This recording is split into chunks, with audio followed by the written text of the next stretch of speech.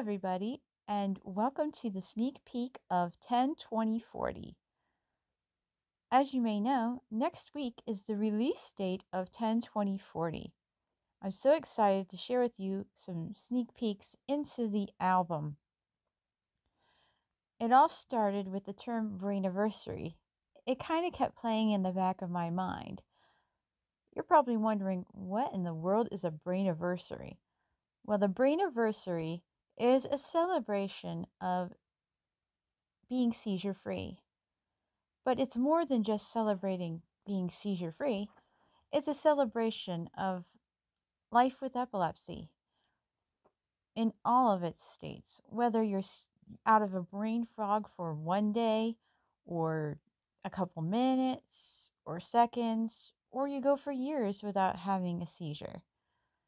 Sometimes you have what's called the rebound, where you go seizure-free for a while and then wham, it seems as if you're thrown back into the deep end of the pool and you have to go through the stressors of having seizures all over again. And you wonder, what are you going to do now and where are you going to head? But sometimes when you are freshly diagnosed with epilepsy, you wonder, now what?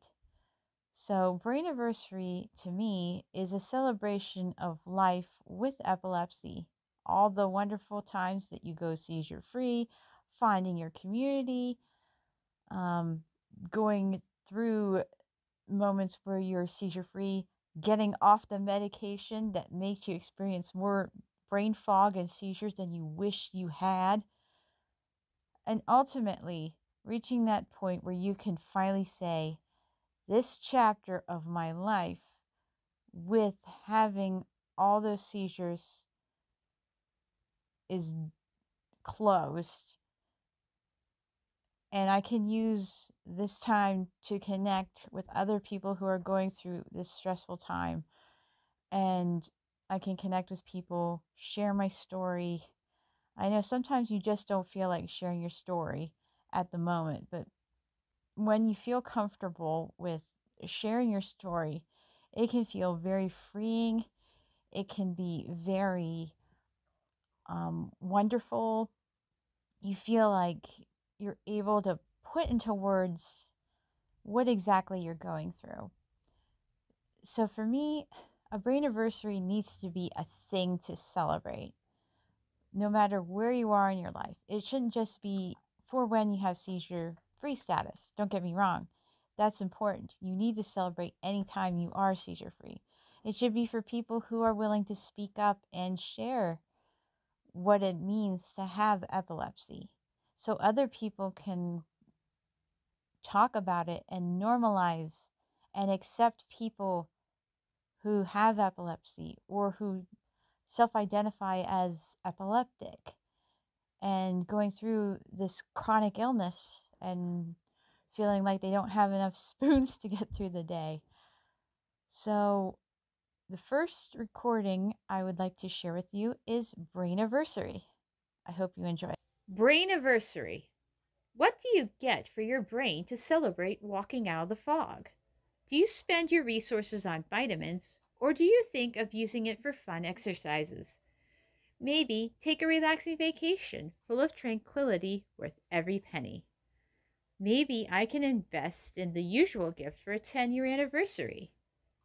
Tin, for my mind endures and is flexible, undergoing transformation, neuroplastic and writing additional memories to preserve times of joy and happiness, the sorrows and the pain. Here is a toast to my brain for 10 years of walking in a new way, never to be the same. Electric Purple is an interesting concept poem. It's a shocking color to represent unity for the epilepsy community, because with a lot of us in the epilepsy community, Electric Purple, I think, describes how well we come together. And so I wrote this poem in dedication to my epilepsy community, and I'd like to dedicate it to all of My fellow past and present epilepsy warriors, this is for you guys. It's called Electric Purple. Electric purple, an energizing bolt of lightning coursing through my veins. Zapping jolts of courage are so exciting. Pulsating awareness every day. Eat, breathe, sleep purple. The color of epilepsy. Brilliant strokes of thunderstorms. Feel the beat of neurons crashing. Here it comes again. Electric purple, singing the body of information 40 times over. Lucky for me, I know the words, so I will not forget. It is ingrained deep in my memory. I can sing it aloud every day of the The next piece I wrote, I would like to dedicate to my late grandmother, Grammy P. She inspired a love of cooking for me. I confess I did not like baking for a long time, but growing up, when I'd go visit her, we'd sit in front of the television and watch Julia Child when it was just her and me, and we'd pretend that we were shopping and buying ingredients for Julia Child's kitchen and making it.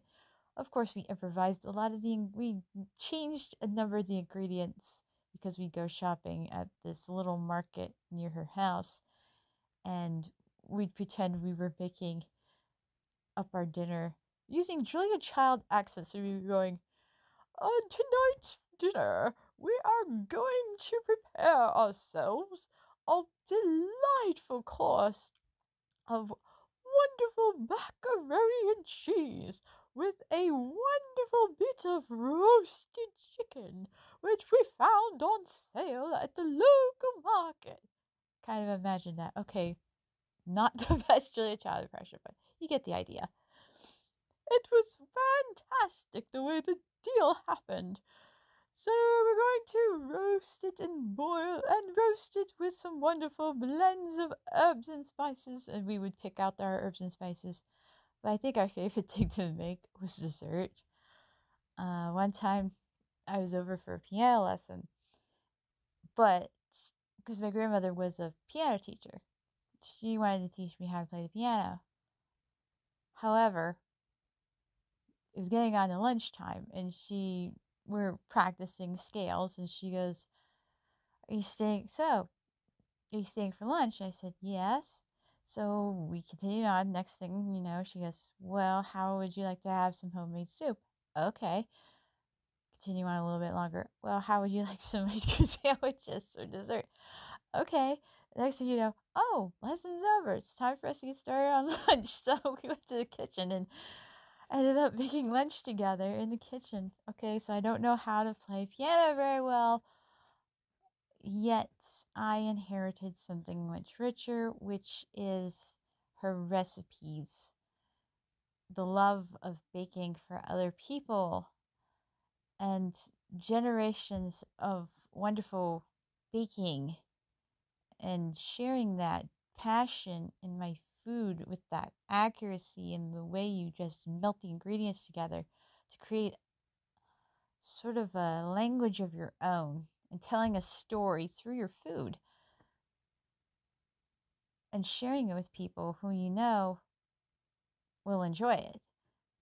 I have one of my favorite recipes she'd make were these mini cupcakes. The one time she made for a conference, she made these mini cupcakes, and they were German chocolate mini cupcakes. Oh, they were so good. Oh man. And the way she made the frosting and the way she made the cake, delicious. I have the recipe in my Rolodex of dessert recipes, and I kept it. So I wrote Ode to a Cupcake to remember her by. Ode to a Cupcake. Happiness is a cupcake fresh out of the bakery.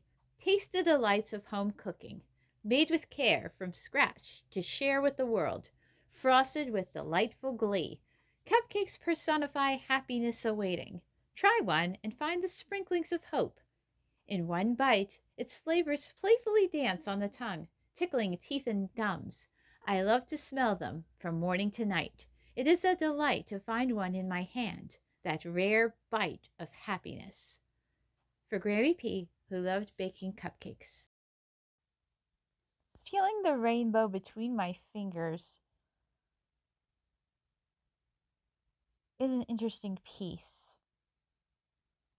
Early in my diagnosis with epilepsy, I started to see colors in a whole new way. Most of you know what 3D is and 4D. How about experiencing colors in 5 or 6D? You probably can't wrap your brain around 5 and 6D color.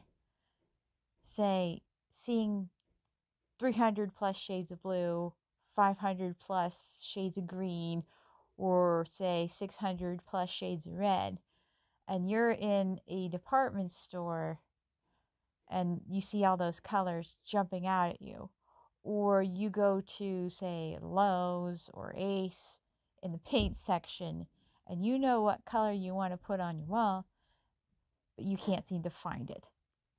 And you're wondering, how am I going to find that shade of paint, which is in my head and they don't have it listed? Because in the paint section of a store like Lowe's and Ace, they have some pretty odd name colors, and you're trying to find an alien shade of green, which doesn't exist, or an alien shade of orange, and you have the person at the desk looking at you going, what in the world are they doing? Picking up all five different shades, and you're going, that's not the color I'm looking for. I can't find it. It's in my head. I can't find the exact one. So you go as close as you can in your head to find the one you want and hope it looks good. um, and when I'm having a really bad migraine, or when I would have horrible seizures with my complex partials, rainbow colors would just be super intense, and like you could almost eat the rainbow or feel the rainbow in your fingers. And I could feel the rainbow in my fingers, I feel it in my head, and it was a lot to take in. I was like, I just want to turn it off. Um, I still feel it when I'm having a really bad migraine, and I can't shut that part of my brain off because color it's just the way my brain's wired, and I can't turn it off all the time.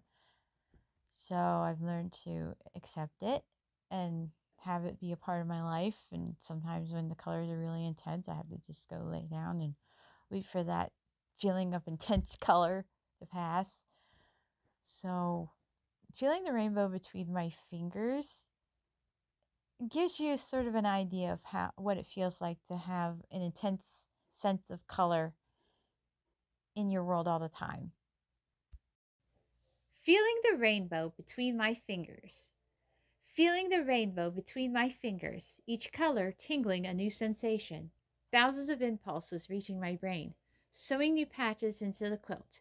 Tapestry of life in a kaleidoscope, hearing the music come alive while it buzzes a new groove, translating new moods, sensations bringing warmth and sunshine to my soul. The next piece I'd like to share with you pings back to a previous book I'd written called The Longest Midnight. If you haven't read the book or heard the audio version of The Longest Midnight, I recommend you do. You can check it out on my YouTube page at Perplexity. That's Purplexity, epilepsy, and look up the album. It has a private link. You can find the private link on my page and just click there. Or you can look up on my Patreon page to find it. That's Patreon, patreon.com/epivision. That's spelled EPIVISION. Or you can visit my Facebook page, facebook.com/purpleology. That's PURPLELOLOGY, and you can find out more details on that. But the longest midnight was a time in my life where I had so much trouble going to sleep because I was at risk for nocturnal seizures. So you can imagine what that felt like when you wondered if you were actually going to sleep a whole night because you were afraid of missing your medication. and you couldn't remember if you took it or not. So the longest midnight became a part of my vocabulary. The longest midnight means different things to different people. For me, the longest midnight meant that space of time between going to bed and waking up the next day and wondering if I was ever going to sleep. I'd put on classical music. I'd have my bumpers on each side of the bed. I'd have my bell by my bed. And it would be a very long midnight. You'd see every o'clock. I'd see every o'clock. I'd wonder if I'd sleep. It was very hard. The longest midnight for me was going to the hospital. That felt like forever. And so the longest midnight could be any long midnight for you, whether you're going through a certain season of your life, like COVID, maybe for some of you might feel like that was your longest midnight going through COVID. Or maybe you've gone through a season of grief that still feels like the longest of midnight. Maybe you're lamenting a broken friendship or a division in your life where it feels like the longest midnight and you don't know if you'll ever get through that. Maybe you're grieving a different kind of loss, like a job loss or friendship or whatever you're going through. I think the longest midnight sort of puts into words what it feels like when you just don't know what's going to happen next. And you still choose to push on and persevere through that time. So I hope you enjoy this poem, and I hope you can connect with it. The longest midnight. The hours ticking quicker than the mind can reach. The speed of sound is blurred by the nanosecond. Will I ever sleep again? Time feels like my worst enemy when I wish to rest. Yet I am restless as can be. It is hard to settle into bed when the thought of not waking races through your head. The words hit as hailstones to your soul. So you try what you can to make it through the longest midnight of your life and pace yourself, hoping somewhere between every o'clock and tomorrow, I will be able to relax someday. For my final poem, I'd like to wrap up with By the Grace of the Sun I Rise. I want to give it to you as a gift for when you feel so beaten down that you can get back up again. And I wrote it after a rough night, and I wanted to remind myself that every day is new. So I woke up and the sky was really beautiful, and so I wrote By the Grace of the Sun I Rise. And whatever you're going through today, whether you're having a pretty good day or you're experiencing technical difficulties, which is a slang term for having a seizure, or you're falling down the rabbit hole, another slang term for having a seizure, or you're just mentally exhausted, physically exhausted, or you're just having a bad time, I hope this poem will uplift you. And I hope you enjoy. By the grace of the sun, I rise. By the grace of the sun, it is time to shine amidst the gray skies, rising above the shadows of yesterday, ready to shimmer into day's light. Thank you so much for tuning in to the sneak peek of 10, 20, 40. In case you don't know what the numbers stand for, 10 stands for 10 years of being an ambassador of purple, which means that I do epilepsy awareness, and I've done them for about 10 years now. The 20 stands for my 20 years with epilepsy, and 40 because, well, I'm going to be turning 40 this year. So there's the significance of the numbers 10, 20, 40. I hope you will buy a copy of the album. Please check out my links listed below on my YouTube link at Ko-fi, Patreon, on Facebook, and you can check out my WordPress page for more of my work. If you have any questions about my work, please feel free to message me if you want to talk about any poems that sort of struck you in a way that inspired you, made you think, made you cry, made you feel good about yourself, or whatever it made you feel, or you were just interested in this poetic structure. So please buy a copy, support me in my work, and I hope you enjoy it. And please buy a copy of it. Thank you so much. I thank you for your support and hope you have a great evening.